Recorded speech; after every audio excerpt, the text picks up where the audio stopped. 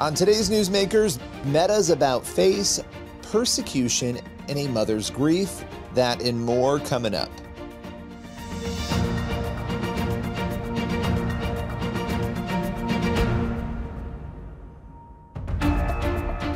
Welcome to Newsmakers, a show where we go behind the headlines each and every week to bring you interviews with pastors, entertainers, politicians, and other notable figures.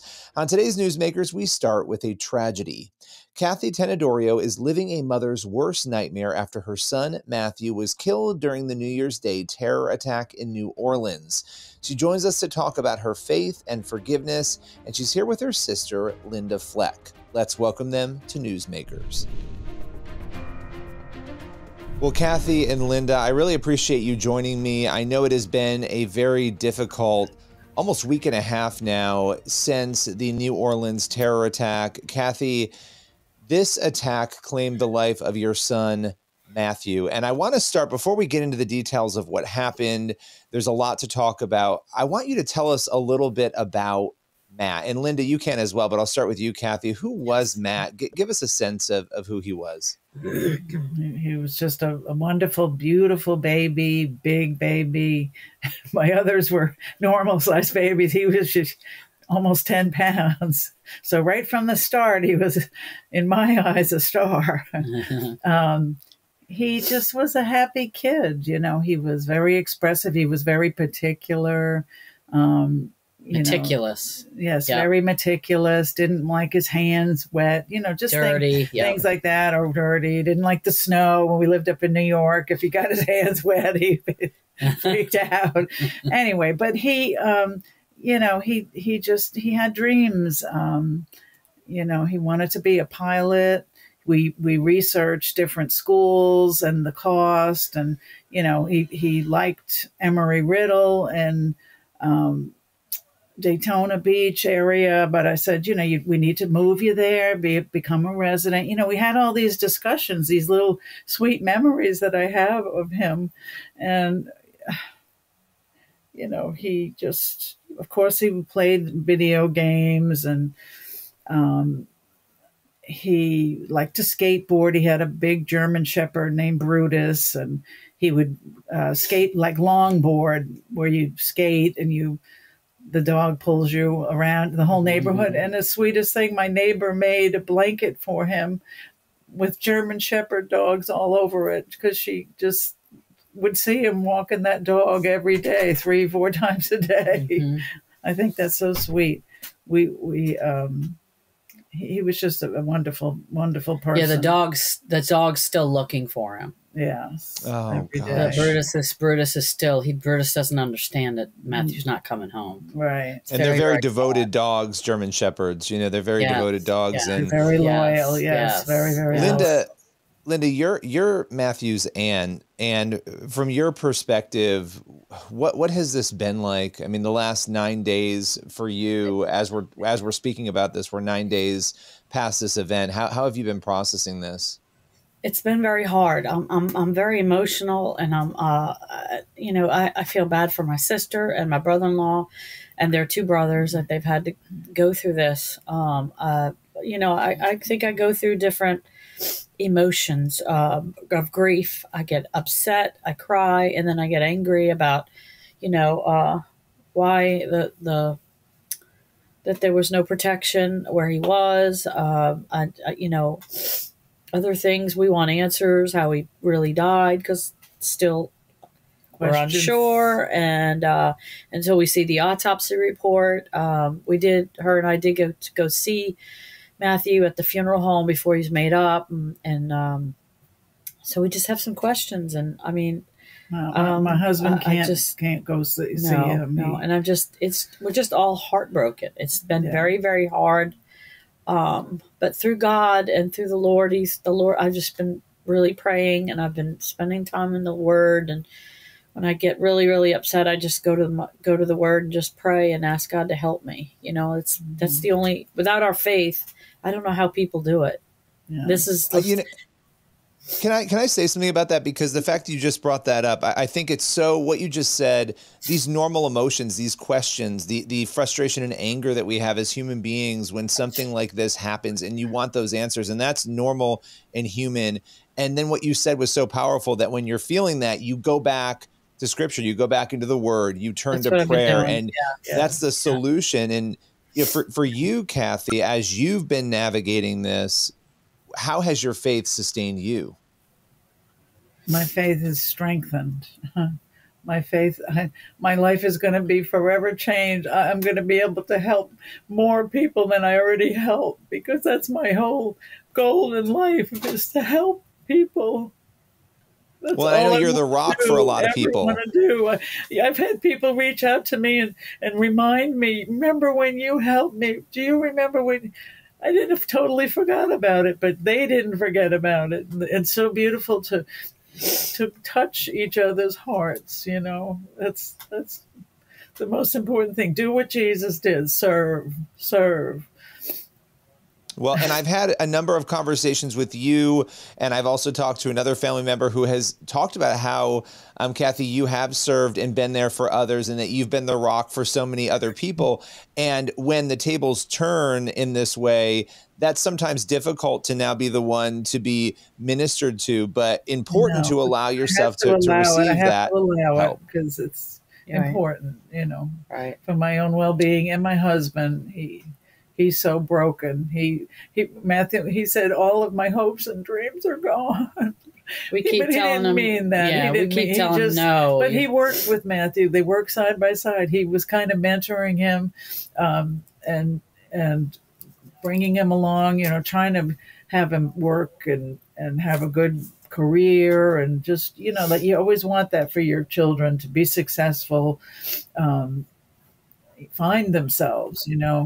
And we're going to be praying for you. We're going to be praying for you. And I know everybody watching and listening, they will be adding you to prayer lists, and we'll be keeping in touch with you as this journey unfolds. I want to just commend you both for the bravery. I don't think people realize how difficult it is in the middle of something like this to get on a camera and talk about the most painful thing you've ever experienced. So I thank you both for doing that and for showing your faith to so many today. Thank you so much. Thank We you. appreciate it. Yes, Thank you. Thank you. Please continue to pray for the Tenedorio family as they navigate loss. We'll be right back with more Newsmakers in a moment.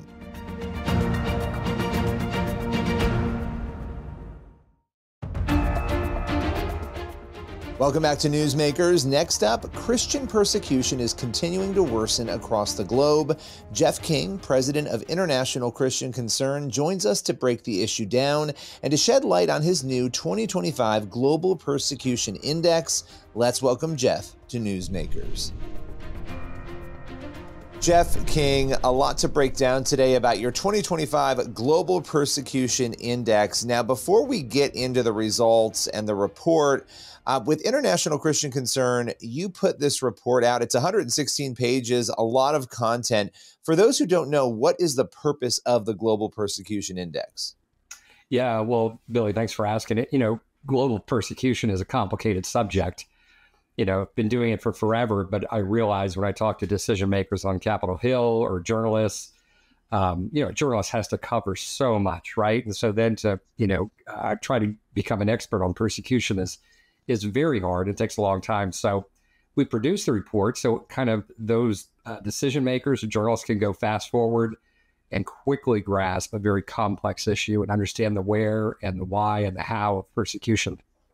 Yeah, and this is, as you said, very complex. You and I have spoken many times. I mean, you could spend hours talking about one particular country even and what is going on inside that country. And in this report, you're looking all across the globe, every corner of the globe, at what is going on. How did you collect the data? What is that process like before we get into what you found? Yeah, so we have staff all over the world, first of all. So they're feeding us back news of what's going on in their countries and what are the trends and what are the incidents and what really is persecution and what's something else. And then we've got a team of fellows too, and these are academics and different people. And then we've got our regular staff, and they're analyzing the news and taking in from staff around the world and posting news all the time. So we're constantly monitoring and watching and to see what's happening where, because we have to respond. We have to get in there and aid victims. So our ear is always to the ground, and then we're outputting it in news, and then the academics are writing reports. And then at the end of the year, we just kind of pull all that together and do a very deep dive and do a survey and say, hey, what's the cream of the crop? Although it's not cream at all, right? But what are the top issues? And so we just kind of parse it that way. From a 30,000 foot view, people will ask the question, okay, well, you know, when you live in America, especially, it's 2025 now. How could these horrific things really be happening? How many of them are really going on? What would you say to those who would say, what are the trends looking like around the world? Are things getting better? Are they getting worse when it comes to persecution? Yeah, I'd say I think they just continue to get worse. It's been a slow burn worse for a very long time. You know, just take the biggest country and the biggest group of people that are persecuted around the world. Just look at China. So you've got a massive, massive number of Christians. And, you know, starting with the rise of President Xi, he just went into Mao mode and major crackdown on Christians. So that continues. That hasn't let up. But that's been going on for a few years. But then more recently, we've got Syria, and the group that took over a huge swath of Syria very quickly is Al-Qaeda and ISIS. That's who these guys are. They're called HTS, but that's just, they did a name change. They did a rebranding, as it were. And these guys are the worst of the worst. Now, they're very politically savvy. They're very journalism savvy. They're advised by Turkey's intel people. And so, you know, when they get on camera, it's like, we are not going to have a problem with Christians. My gosh, we're modern, we're tolerant. And it's like, oh my gosh, all you have to do is understand who these players are and what their past is. And the leopard doesn't change a spot. So that's Syria. You've also got Ukraine. Russia destroyed hundreds of churches, Ukrainian churches, and heritage sites. And so that was very disturbing. And then you've got all the usual places like India and Egypt and just all over the world, North Korea, Nigeria. It's absolutely horrible situation, but it just goes on and on. It's not necessarily new, but it's terrible. At the end of the day, this report, the 2025 Global Persecution Index, incredibly important. Where can people go if they want to get a copy of it, if they want to read it? Yeah, it's persecution.org/GPI, or you can just go to persecution.org and go up to the top and look at reports. And then also get our newsletter. So our newsletter is a magazine. It's about persecution. I think that's the most important thing. That people, you know, in this day and age, there's so much coming at you. You're not going to be aware unless there's information being shown to you what's going on with your brother and sister. So sign up for our magazine called Persecution. Well, I so appreciate you breaking it down. We have a lot to pray for the persecuted church around the world, and I appreciate the work you're doing to highlight everything that people are going through. And that, I think, again, inspires us all to think deeply about our brothers and sisters in Christ and to be praying for them. Thank you for your time today. So good to be with you, Billy. Thank you. For more information on this year's Global Persecution Index, go to persecution.org. We'll be right back in just a moment with more Newsmakers.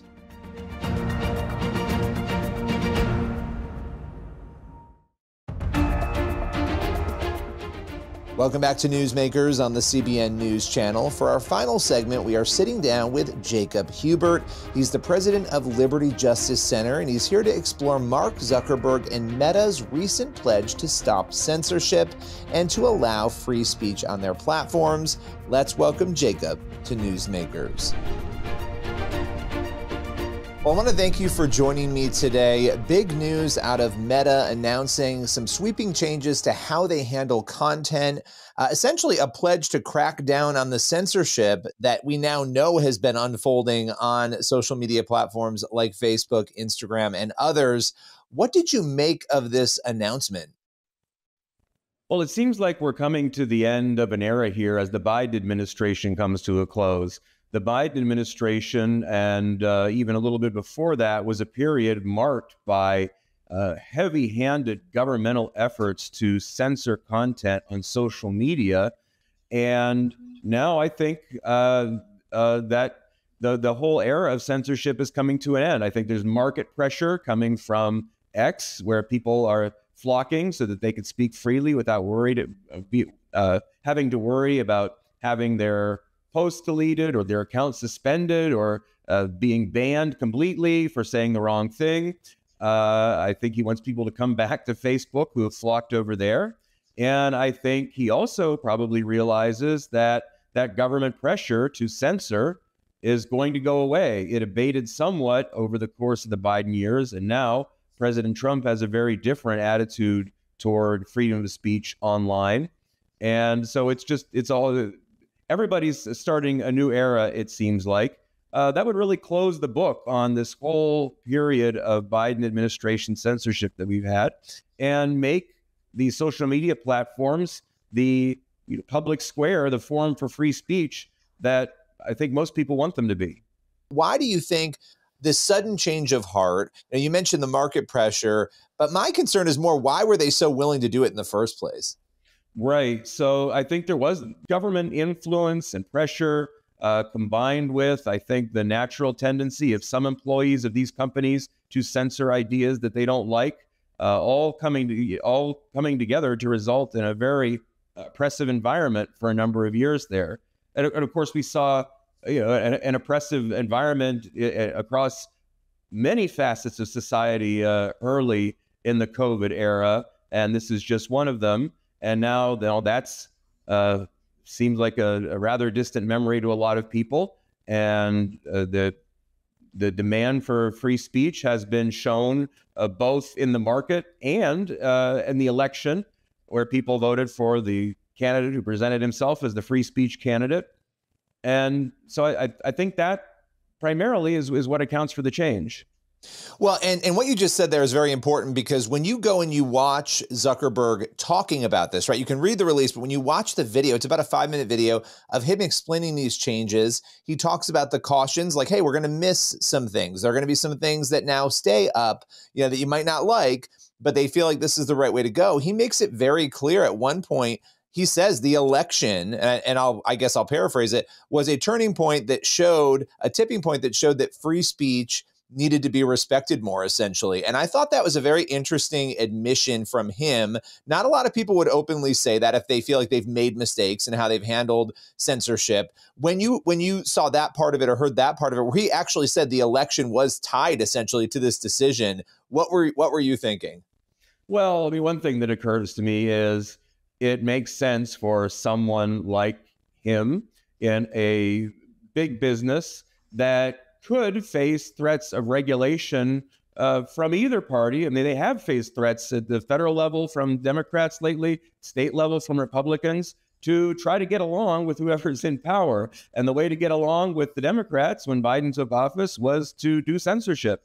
And the way to get along now, it seems, is to have more open communication. So is this a change of heart? Is this more like just reading the room and the political climate and doing what's going to be best for Facebook?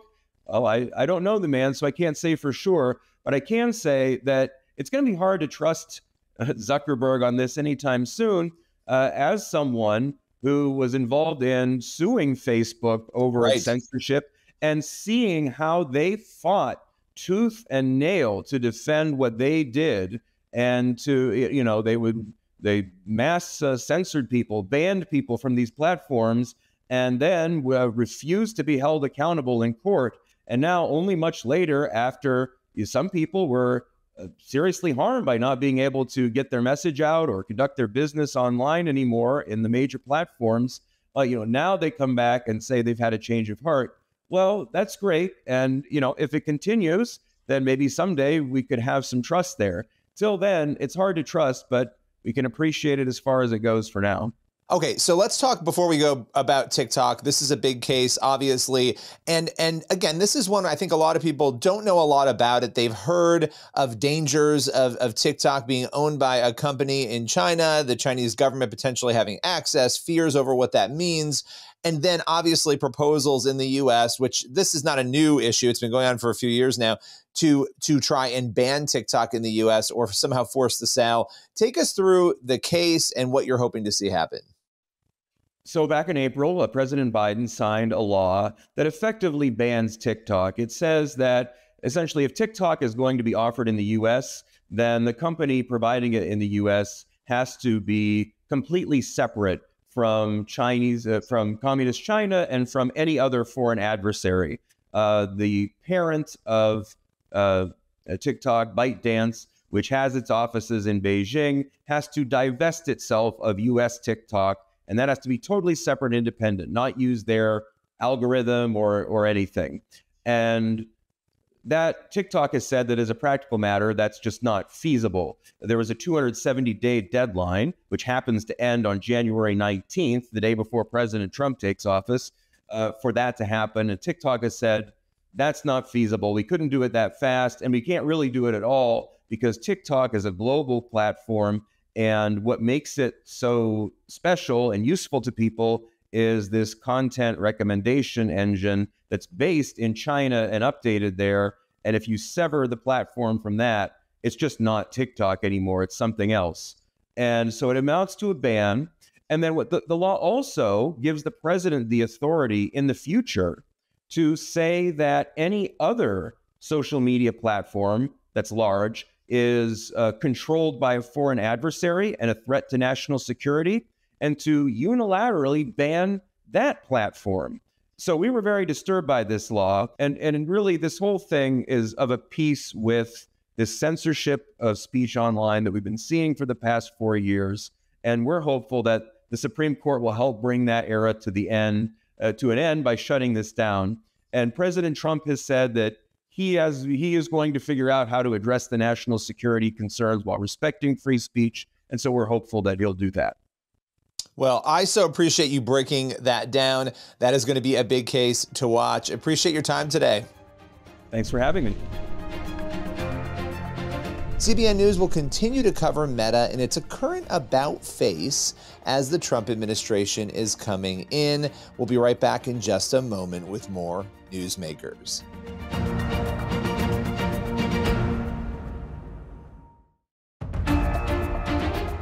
That's all for Newsmakers. Thank you for watching, and be sure to head on over to the CBN News YouTube channel for the full interviews you saw on today's episode. Plus, you can check out our new daily Newsmakers podcast. We feature one full interview every single day. Be sure to subscribe on your favorite podcast platform. As for this show, we'll see you again next week.